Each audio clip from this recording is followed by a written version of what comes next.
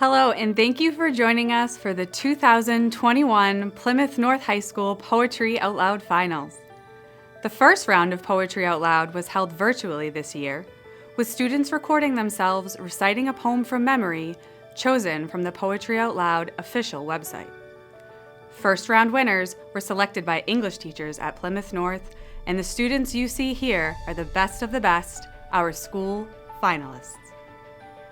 For the school-wide finals, each student has prepared 2 poems to perform for our judges, who are assessing their voice and articulation, dramatic appropriateness, physical presence, evidence of understanding the poem, and overall performance. We hope you enjoy the show. My name is Hannah Flockton, and I'll be reciting El Ovido by Judith Ortiz-Cofer. It is a dangerous thing to forget the origin of your climate.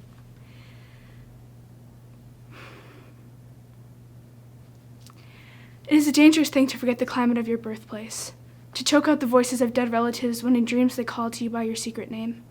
Dangerous to spurn the clothes you were born to wear for the sake of fashion. Dangerous to use weapons and instruments you are not familiar with. Dangerous to disdain the plaster saints before which your mother kneels, praying with dangerous fervor that you don't throw away the life you were born to live. She worries that you will survive in the room that is dark with no colors and no pictures on the wall. A forgetting place where she feels you will die of loneliness and exposure. Jesus, Maria y Jose, she says. El Ovido is a dangerous thing. My name is Madeline Day, and I'm performing The Man He Killed by Thomas Hardy. Had he and I but met at some old ancient inn, we should have sat us down to wit, right many a nipperkin. But ranged his infantry, and staring face to face, I shot at him as he at me, and killed him in his place.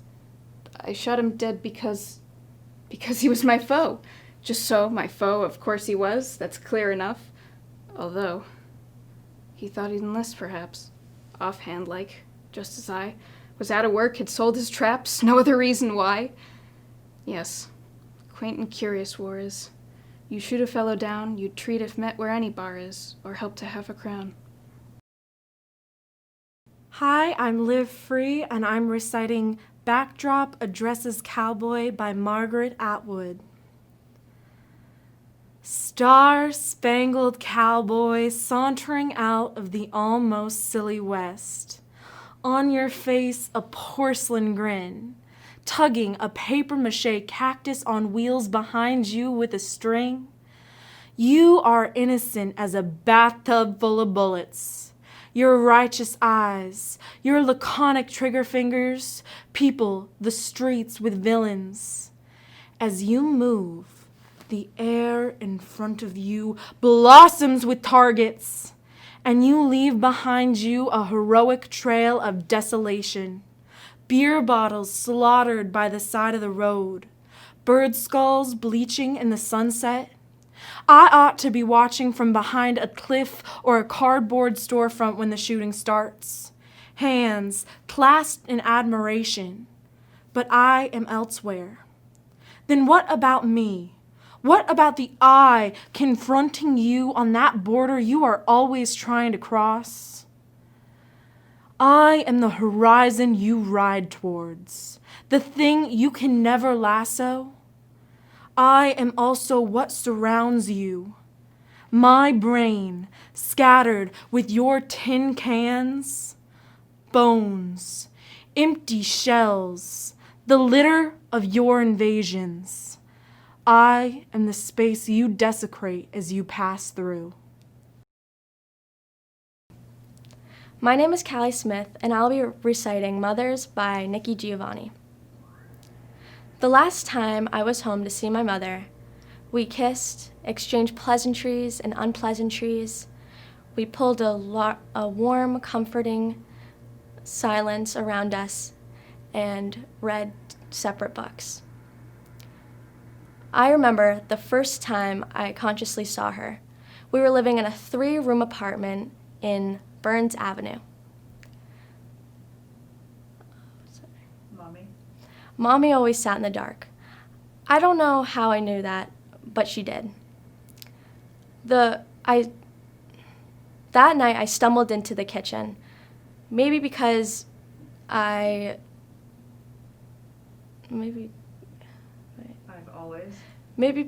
always been a night person, or perhaps I had wet the bed. She was sitting on a chair.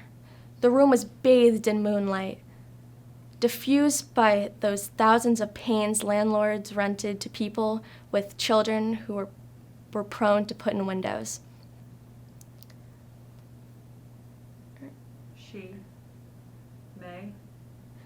She may have been smoking, but maybe not.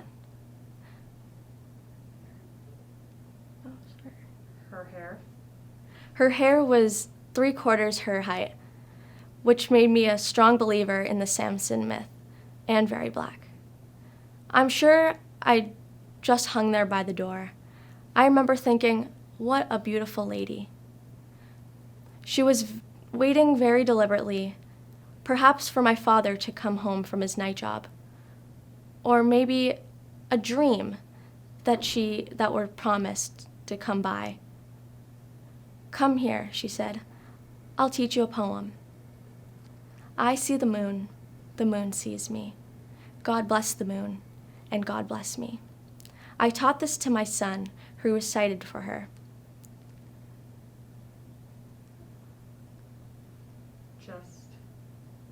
Just to say, we must learn to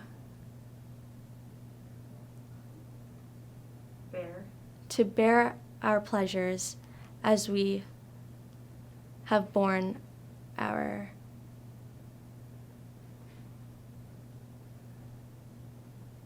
pains. Thank you. Gabby Lopes, The Glories of Our Blood and State, James Shirley. The glories of our blood and state are shadows, not substantial things. There is no armor against fate. Death lays his icy hand on kings. Scepter and crown must tumble down, and in the dust be equal made, with the poor crooked scythe and spade. Some men with swords may reap the field, and plant fresh laurels where they kill, but their strong nerves at last must yield. They tame but one another still. Early or late they stoop to fate, and must give up their murmuring breath, when they, pale captives, creep to death. The garlands wither on your brow, then boast no more your mighty deeds. Upon death's purple altar now, see where the victim bleeds. Your heads must come to the cold tomb, only the actions of the just smell sweet and blossom in their dust. Hi, my name is Yuna Yi, and my first poem is titled The Impossible Replication of Desire by Lee Herrick. How much delight before we collapse? How much earth in the lungs, how much wine? When we want more, when the weeds sprawl, it is not what we think. Think how fast some landscapes change. The lover, the gardener's grand idea, the failing maple. The boat about to capsize. The correction, the hand's reflection, the impossible replication of weight versus time, how it will never mean what you want. I'm Caitlin Belisle, and my first poem is Backdrop Addresses Cowboy by Margaret Atwood. Star-spangled cowboy, sauntering out of the almost silly west, on your face a porcelain grin tugging behind a papier-mâché cactus on wheels with a string. You're innocent as a bathtub full of bullets. Your righteous eyes, your laconic trigger fingers people the streets with villains. As you move, the air behind you blossoms with targets, and you leave behind a heroic trail of desolation. Beer bottles slaughtered by the side of the road, bird skulls bleaching in the sunset. And I ought to be watching from behind a cliff or a cardboard storefront, hands clasped in admiration when the shooting starts. But I am elsewhere. Then what about me? What about the eye confronting you on that border you are always trying to cross? I'm the horizon you ride towards, the thing you could never lasso. I'm also what surrounds you, my brain scattered with the litter of your invasions, tin cans, bird skulls, empty shells. I'm the space you desecrate as you pass through. I'm Jason McGetrick. My first poem is Cartoon Physics, Part 1 by Nick Flynn. Children under, say, 10 shouldn't know that the universe is ever expanding, inexorably pushing into the vacuum. Galaxies swallowed by galaxies, whole solar systems collapsing. All of it acted out in silence. At 10, we are still learning the rules of cartoon animation. That if a man draws a door on a rock, only he can pass through it. Anyone else who tries will crash into the rock. 10-year-olds should stick with burning houses, car wrecks, ships going down, earthbound, tangible disasters, arenas where they can be heroes. You can run back into a burning house. Sinking ships have lifeboats. The trucks will come with their ladders. If you jump, you will be saved. A child places her hand on the roof of a school bus and drives across a city of sand. She knows the exact spot it will skid, at which point the bridge will give, who will swim to safety, and who will be pulled under by sharks. She will learn that if a man runs off the edge of a cliff, he will not fall until he notices his mistake. Hello, my name is Lucas Lacerda.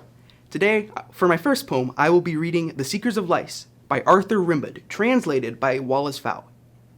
When the child's forehead, full of red torments, implores the white swarm of indistinct dreams, there come near his bed 2 tall, charming sisters with slim fingers that have silvery nails. They seat the child in front of a wide-open window where the blue air bathes a mass of flowers. And in his heavy hair where the dew falls move their delicate, fearful, and enticing fingers. He listens to the sound of their apprehensive breath, which smells of long, rosy plant honey, and which at times a hiss interrupts, saliva caught on the lip, or a desire for kisses. He hears their black eyelashes beating in the perfumed silence, their gentle electric fingers make in his half-drunken indolence the death of the little lice, crackle under their royal nails. Then the wine of sloth rises in him. The sigh of an harmonica which could bring on delirium. The child feels, according to the slowness of the caresses surging in him and dying continuously, a desire to cry. That completes the first round of performances. We're on to round 2. My name is Hannah Flockton, and I'll be reciting Thine Own by Josephine Delphine Henderson Hurd. To live and be thine own is like the springtime when the birds have flown, like liberty behind prison bars, or the nighttime when there are no stars. When there is rest with no weariness, or the diamonds that have no lusterness, diamonds that are lusterless, like flowers that have no scent, or music when the sound is spent. I'm Madeline Day, and I'm reciting Hope is the Thing with Feathers by Emily Dickinson. Hope is the thing with feathers that perches on the soul and sings the tune without the words and never stops at all. And sweetest in the gale is heard, and sore must be the storm that could abash the little bird that kept so many warm. I've heard it on the chillest land and on the strangest sea, and yet never in extremity it asked a crumb of me. Hi, I'm Liv Free. I'm reciting Poor Angels by Edward Hirsch. At this hour, the soul floats weightlessly through the city streets, speechless and invisible, astonished by the smoky blends of grays and golds seeping out into the air, the dark half tones of dusk suddenly filling the urban sky, while the body sits listlessly by the window, sullen and heavy, too exhausted to move, too weary to stand up or to lie down. At this hour, the soul is like a yellow wing slipping through the treetops, a little ecstatic cloud hovering over the sidewalks, calling out to the approaching night, "Amaze me! Amaze me!" While the body sits glumly by the window, listening to the clear summons of the dead, transparent as glass, clairvoyant as crystal. Some nights it is almost ready to join them. Oh, what a strange, unlikely tethering, a furious grafting of the quick and the slow. When the soul flies up, the body sinks down, And all night, locked in the same cramped room, they go on quarreling, stubbornly threatening to leave each other, wordlessly filling the air with the sound of a low, internal burning. How long can this bewildering marriage last? At midnight, the soul dreams of a small fire of stars flaming in the distant sky, while the body stares into an empty night sheen.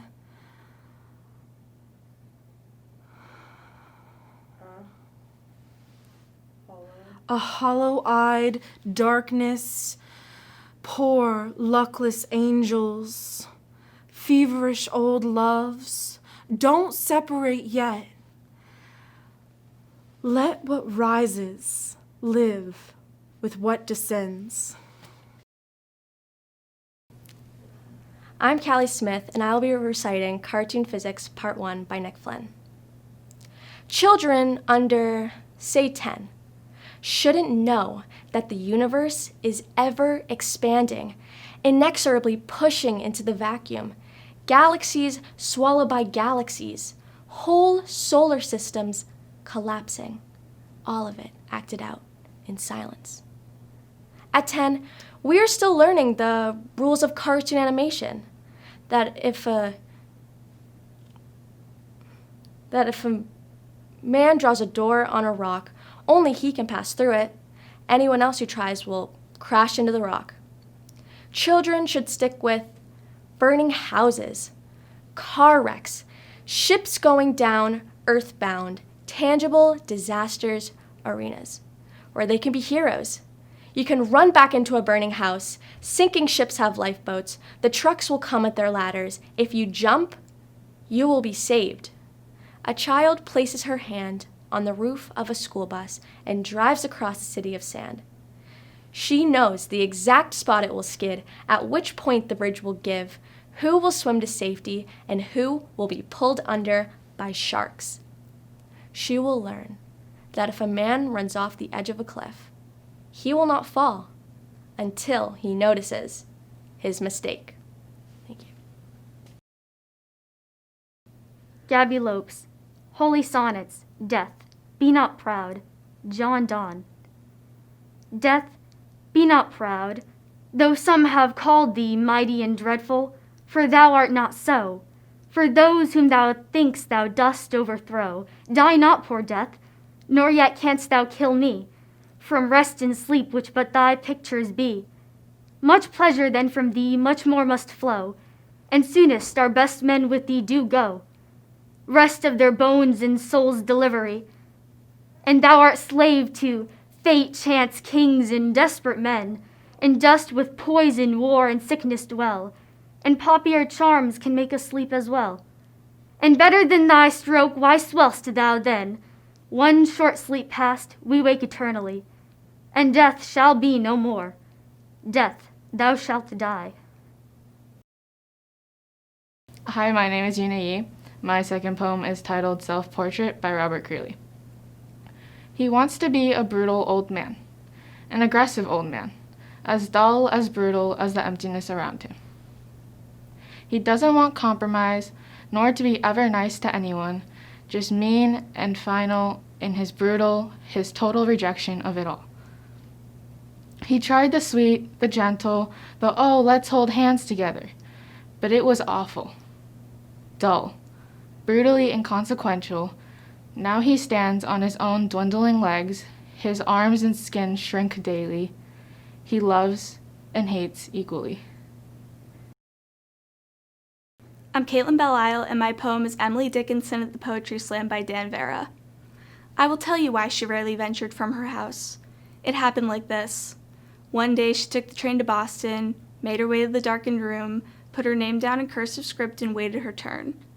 When they read her name aloud, she made her way to the stage, straightened the papers in her hands, pages and envelopes, the backs of grocery bills. She closed her eyes for a minute, took a breath, and began. From her mouth, perfect words exploded. Intact formulas of light and darkness. She dared to rhyme with words like cochineal and describe the skies like diadem. Obscurely worded incantations filled the room with an alchemy that made the very molecules quake. The solitary words she handled in her upstairs room with keen precision came rumbling out to make the electric lights flicker. 40 members of the audience were treated for hypertension. 20-year-old dark-haired beauties found their heads had turned to Moses white. Her second poem erased the memory of every cell phone in the nightclub, and by the fourth line of the sixth verse, the grandmother in the upstairs apartment had been cured of her rheumatism. The papers reported power outages, the area hospitals taxed their emergency generators, and sirens were heard to wail throughout the night. Quietly, she made her way to the exit, walked back to the terminal, and rode back to Amherst.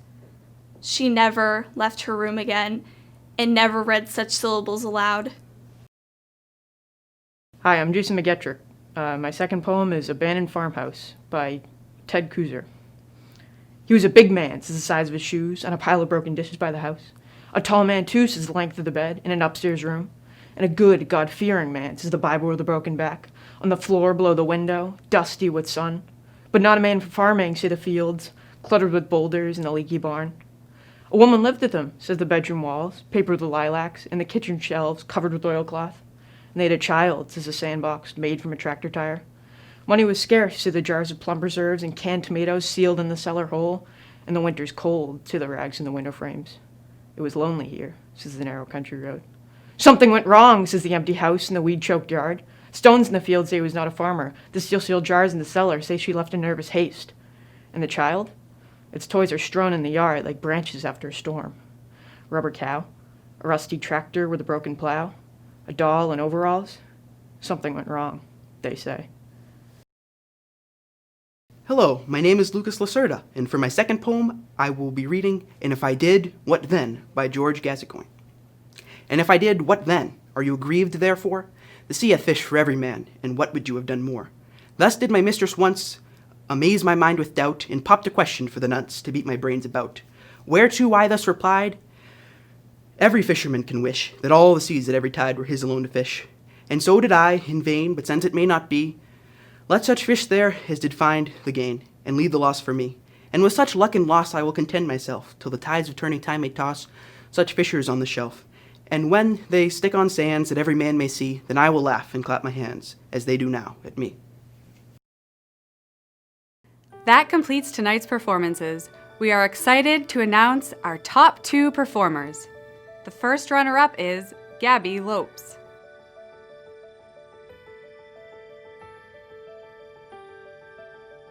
And the winner of the 2021 Plymouth North Poetry Out Loud Finals is Caitlin Belle Isle.